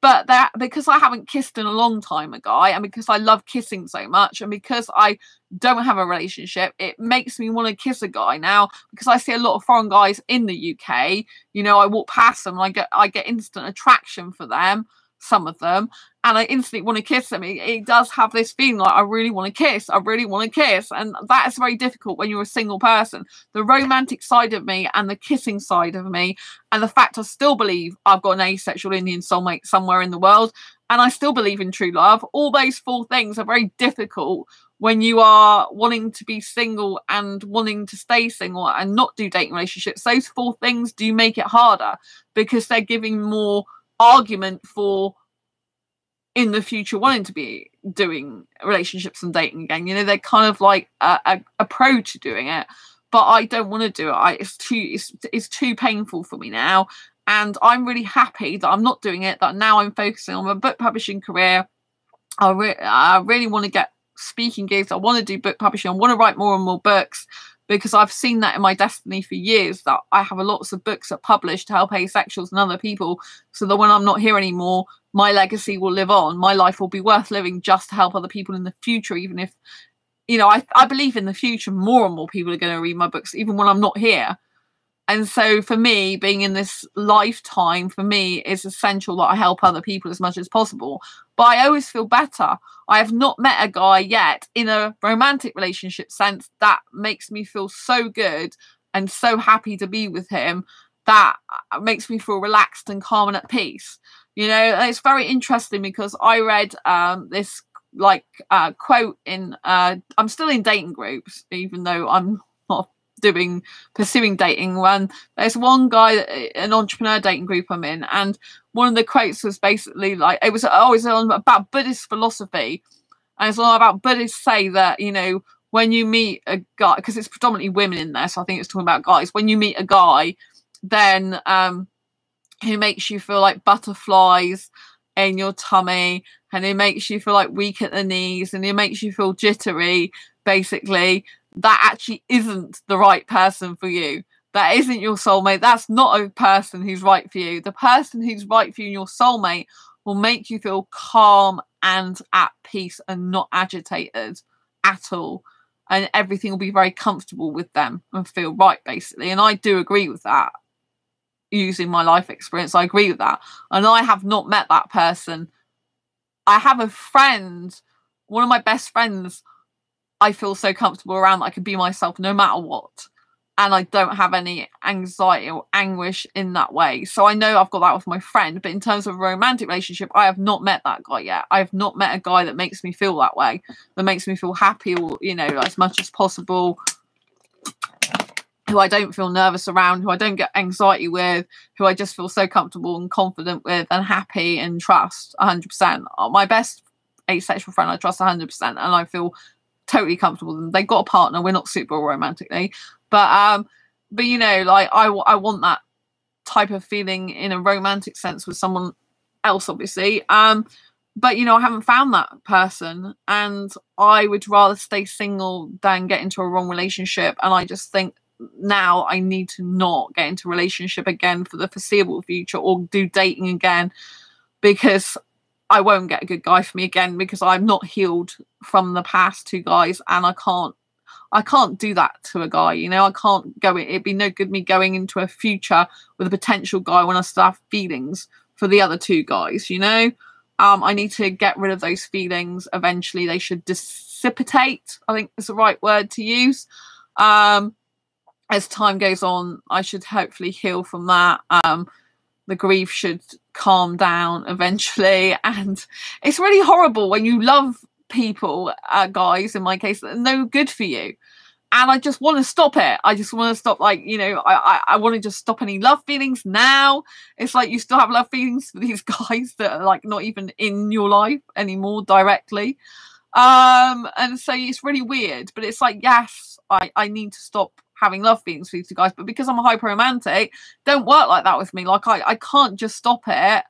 And sometimes it can, you know, like sometimes if a person comes back in my life, I still love them as if I just, it's like it starts where it left off, you know, or even if it's not love feelings, whatever feelings I had for them previously, if they come back in my life, I can just say I'm not having exactly the same feelings as though those years never even existed. It's really weird with me how I can do that. I don't know if it's a skill and a good thing, but it's not very helpful to me, because you know, like I don't believe in going back to exes, because you split up for a reason, and the person's not going to change. Most people do not change. There are a few people that change, but most people don't change, and they especially don't change quickly. You'd have to like be years separated for them to even possibly change, you know, like at least a couple of years, probably about 5 years for significant change, right? But at least a couple of years. And, you know, but if they don't see they were the problem in the first place, if they don't see there's anything wrong with them, then they're not going to get any help to change anyway. And you know, getting back with someone, you're just going to repeat the same patterns and be in the same situation. It's better just to decide, well, that person was no good for me specifically, wish them all the best, you know, and move on. But I'm not going to move on to someone else. I think that's probably why it's harder for me, and I've still got some grief stuff going on, because usually I would just start dating again and I would be interested in other guys.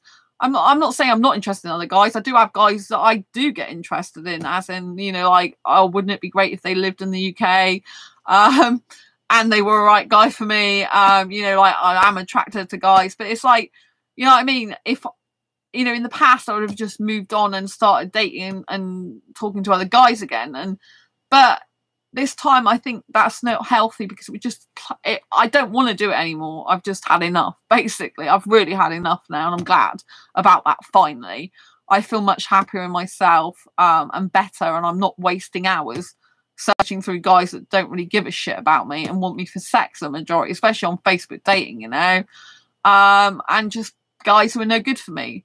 It's like, you know, you waste time and months of your life, or whatever, weeks or months of your life, on someone that it's not even good for you in the end, you know? And you find out they're just incompatible, as well. So it's like, I don't want that anymore, you know? I've had enough of that. I'm done with that now, and I'm glad I'm done with it. Like, 7.5 years of my life devoted to that is more than most people would do, and especially more than most women would do, you know? It's just, most people wouldn't do that.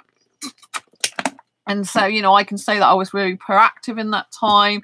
I never say never, you know, but I want to live for me now.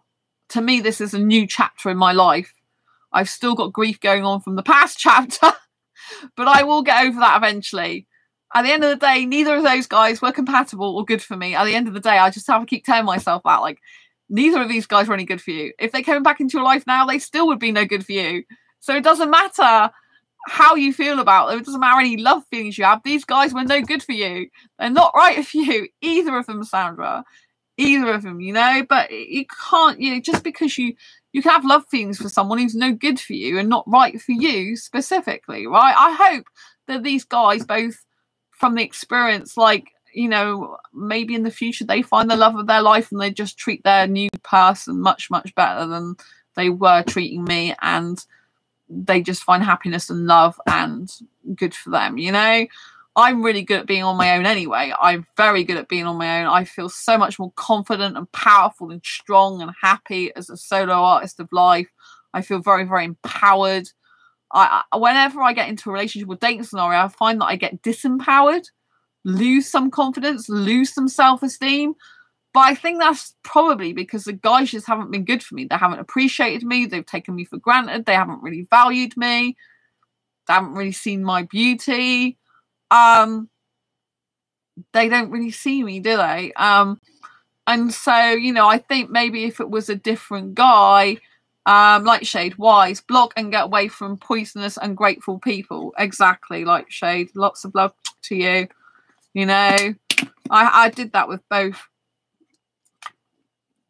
of those guys last year, you know, but my love feelings I still have, you know. I have to acknowledge that. There's no point in running away from it, but hopefully I will just get over them, because like you said, you know, I have to, like, I want to, like, shake myself and say, look, these two guys are no good for you. There's no point in having any love feelings for them because they're no good for you. You can't get back with them. You couldn't be with them, so just move on. But, you know, like, trying to tell yourself that and actually doing it's a different thing. Yeah, same. A relationship should be mutually empowering. Exactly, like Shade. I don't know why people don't understand that in this day and age. A relationship should be, like Shade said, mutually empowering. It should be, you light each other's life up. You want the other person to do well. You encourage them in their goals, ambitions, and dreams. You love them for who they are, you know? You talk them up, not talk them down. You don't belittle them. You make them, like, bigger in terms of, like, you enhance them.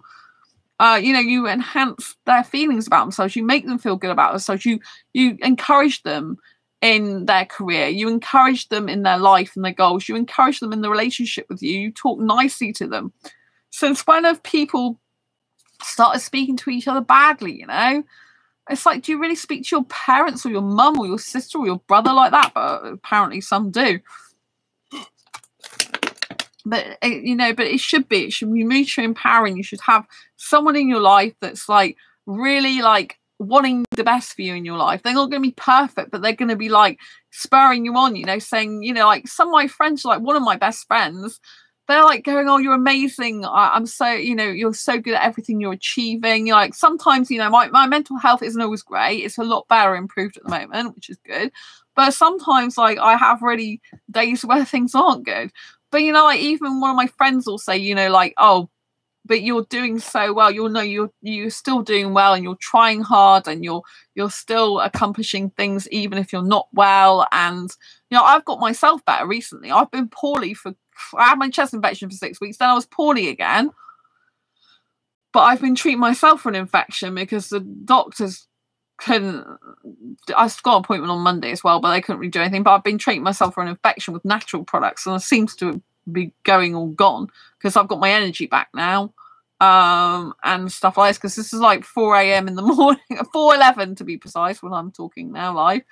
And so, you know, and I've been doing a lot of stuff. Like yesterday, I had physio.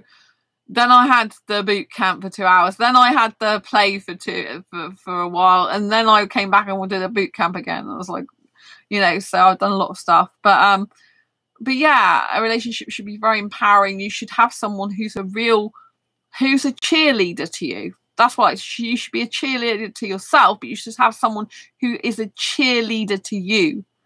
You know, who cheers you on, who wants to motivate and inspire you as much as you do them, and who you know, like if you're a best friend of someone, you don't go around putting your best friend down. Although I have seen some people do that, shockingly, absolutely shockingly. One of the people, I'm not going to mention any names, but one of the people, they were rude to one of their friends. They were saying horrible stuff about them and thought it was funny and okay to treat them like that. And I was in shock, really. I'm thinking, this is the way you speak to your best friend?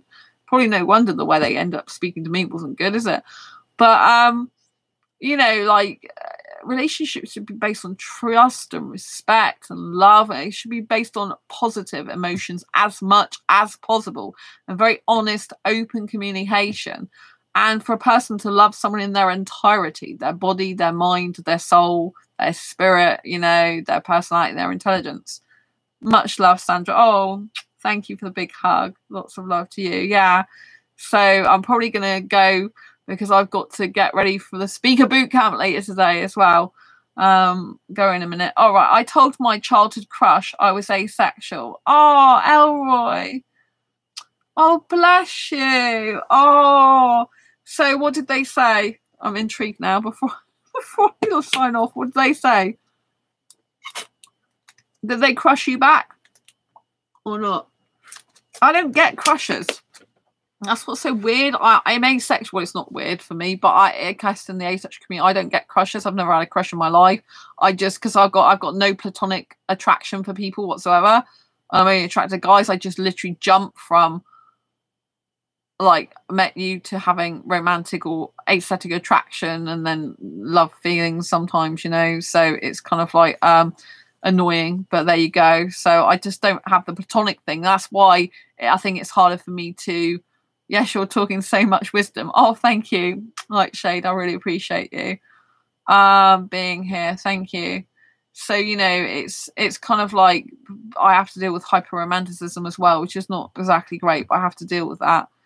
But I always think, you know, like I always think, you know, like in order to move on, I know in order to move on to a relationship, you have to get other people out of your heart, you know, if you're going to go after someone else who, you know, and leave your past behind. But obviously, if you love someone, they love you back. It's great, isn't it?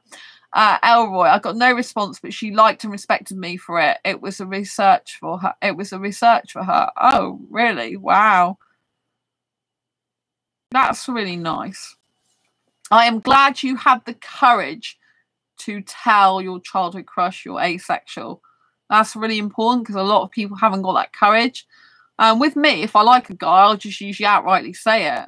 I'll say I'm attracted to him if he's in my inbox talking to me, even as a friend, because I just don't. I believe life is so short, and you may as well just tell someone. And if they don't reciprocate, then you can move on, theoretically.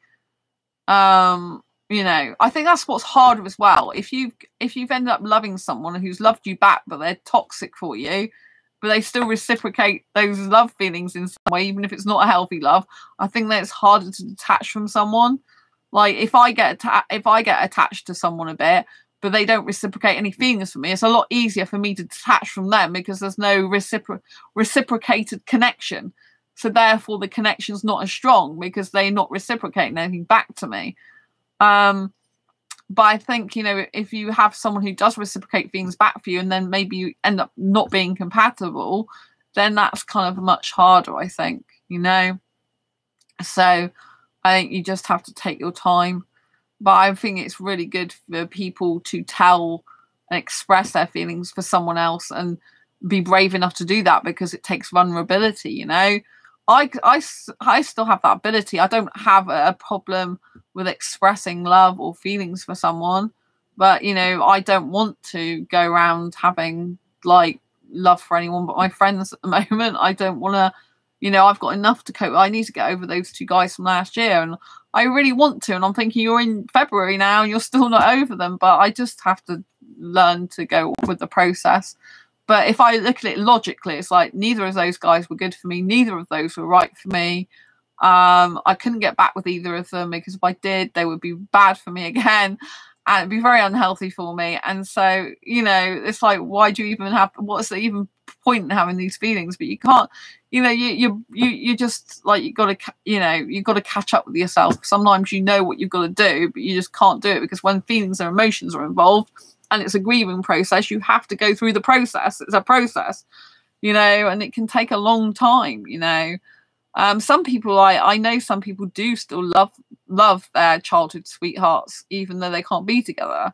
Like if you told your childhood crush you're asexual recently, then, you know, I mean, I presume did you tell them that you had a crush on them as well, or not? But there is, you know, there's some people that do still love the person they were at school with, and they still not stopped feeling that way, you know. But eventually, one day, usually something happens to stop it. You know, if I think about in the cold light of day of what those guys were like to me, and they didn't value me and they didn't appreciate me, and, you know, in the end, and, you know, they were no good for me specifically, then, you know, logically, it's like, well, so, you know, just move on. But logic doesn't really come into love sometimes. It's just like, you know, love, feelings and logic don't compute together. They don't add up, and you just gotta like wait for the whole process. But the more I do stuff on my own, the more I do stuff that in my new phase in life, like my book publishing business, the more I get out of my comfort zone, the better it is for me, because I get further and further away from the person who loved those guys, because I become a new version of me, if you know what I mean. So I think it's really good, the way I'm going. Well done, Elroy. Yes, well done. Oh, you told her that first. Oh, that's great. Lightshade. Yes, it's best to be authentic and honest and yourself. It does take bravery, but it's better than living a lie. Yeah, I mean, I could sit here saying that oh, I'm over those 2 guys from last year, but that would be a lie. So I can't say that. I wish I could. I really want to hurry myself up, but I can't, you know. It's like, oh God, hurry up, Sandra. Having these feelings for 2 guys who are no good for you is no point. It's just wasting energy. But I'm like, well, it is what it is, isn't it? Obviously, but it's good in a way. There is one good thing about it, because I'm still having pain because of that. It's kind of spurring me on to do a lot more stuff career-wise, book publishing, writing, sorting other aspects out of my life. So kind of like, I think I'm utilizing that pain to further my other aspects of my life and excel more in them.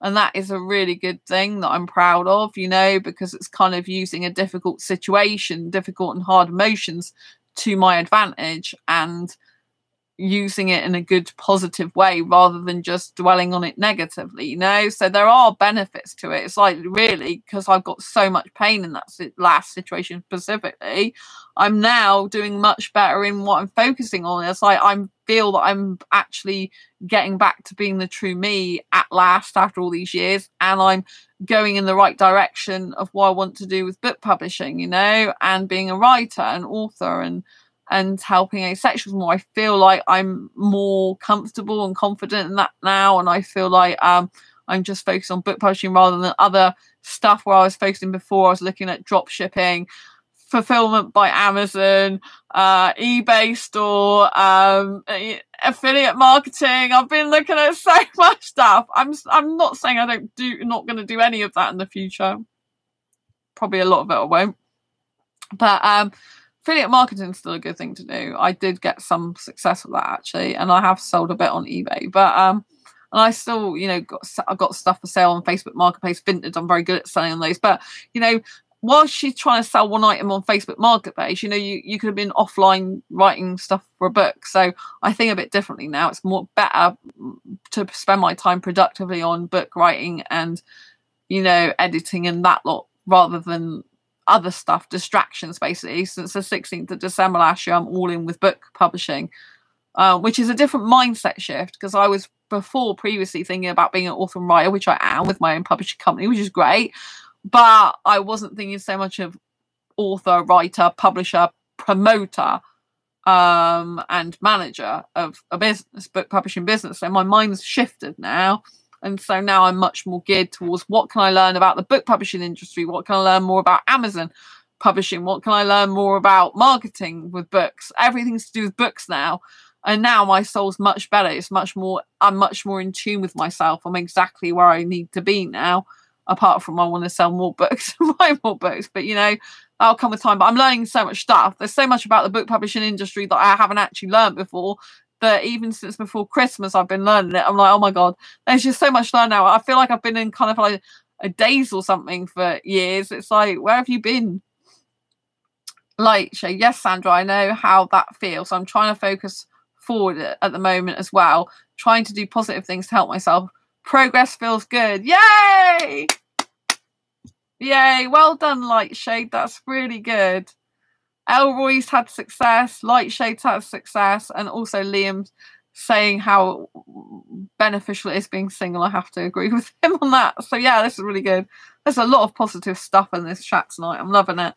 I've run out of water as well because I've been talking so long. Oh my. But yeah, so I've still got other water, but not here. At this specific desk area. But yeah, because there's a desk area down here, but you can't see that. But yeah, so I think it's really good to, if you've got pain, to kind of use it to push yourself in a momentum and drive to do better in your life and help yourself and do more positive things. So sometimes we can turn our pain into gain in some way. And I am really thankful that finally something stopped me doing relationships and dating, because I spent hours, like sometimes I spend on Facebook dating like 4 hours scrolling through different guys and oh my God, and messaging. I'm like, all that time now I've got for myself and my book publishing business and helping asexuals and learning more about the book publishing industry, which there's a lot to learn. Because I feel like, where have I been for years? There's like so much to learn. Because before I had the mindset more of a writer and an author, I wasn't thinking so much about marketing as I should have been. Like I do market my books, but not as much as I could do, I don't think. So yeah, with the Asexual Guide to Sex, there's going to be a huge challenge for more marketing and stuff. I've already been thinking about lots of stuff I can do for it, which is good. But it's kind of like my mindset shifting now. I'm really pleased about that and getting out of my comfort zone more, which is amazing. It's a lot. I've got a lot of comfort zone getting out of to do. Some of it gets very scary. Yeah, so sometimes I'm like, shall I do this? Shall I not do this? Shall I? Shan't I? Shan't I? There's one thing about my Asexual Guide to Sex book, and I'm like, shall I do this? Shall I not do this? Shall I do this? Shall I do it? I'm like, you need to do it really. But it's really out of my comfort zone and something to do with marketing. I'm like, that's really out of my comfort zone as well. It's quite controversial. So, well, the book's controversial, isn't it, really? Asexual Guide to Sex is kind of a controversial book title, I guess. So I don't know how it's going to go, but I'm glad that I've got a supportive community here. I know that you are really supportive here, so I'm really glad. Because not everyone's supportive, but it's hard when you're trying to do things out of your comfort zone, really difficult. But I think we have to do it to progress in our life and get better and reach and achieve new goals, and otherwise we stagnate as well, and life gets a bit boring if we're not stretching ourselves a bit, and pushing through our comfort zones a lot, I think. But it's hard when you've got anxiety. It's like, I got anxiety, but I've got to push through my comfort zone. Anxiety, fear, comfort zone, push. It's like, oh my gosh, it takes a lot more when you've got anxiety to push through your comfort zone than it does on the average person who doesn't have anxiety condition, you know. It's like you're, you know, like things can trigger you, and it's like, oh my god, I've got to go through some triggers to do something, but it's worth it, I think, in the long run. It's really good. Anyway, I'm going to love you and leave you for now because I've been talking for an hour and 48 minutes, and I have got to have some sleep before the boot camp starts again at 3 p.m. and it's now 4:25, but I will need to sleep and get some food before then. And I have got a coaching session with Amazon #1 bestseller, free coaching session because of the speaker bootcamp. She's a speaker on there. So yes, that's going to be very interesting. So everything now is just to do with books and publishing and helping asexuals more. Best of luck and good vibes for your bootcamp. Thank you so much. Yeah, I'm learning a lot because Corey Poirier, he's a guy who's doing the bootcamp, speaker bootcamp. He's that guy, and so yeah, but I'm learning a lot of stuff, but I wasn't there for most of yesterday's session because I was at the play. Anyway, I want to say thank you to everyone for being in chat. Thanks Elroy, thanks Lightshade, thanks Liam, lots of love to you. Mwah, mwah, mwah, mwah, mwah. And I'll see you next video live stream. Don't forget to hit the thumbs up if you like this video, share it if you think someone needs to hear this right now, and don't forget to subscribe if you haven't already, and hit that great big bell icon so you get notified of every time I go live now. I'll post a new video. Bye Elroy, and thanks Lightshade for saying the best of luck and good vibes, and thank you so much Liam as well. Thanks all, lots of love, and have a great day. Stay ace as usual. Bye, lots of love. Bye. Oh, thanks for the wise perspectives and company, says Lightshade. My pleasure. Thanks for the hug. Lots of love. Bye.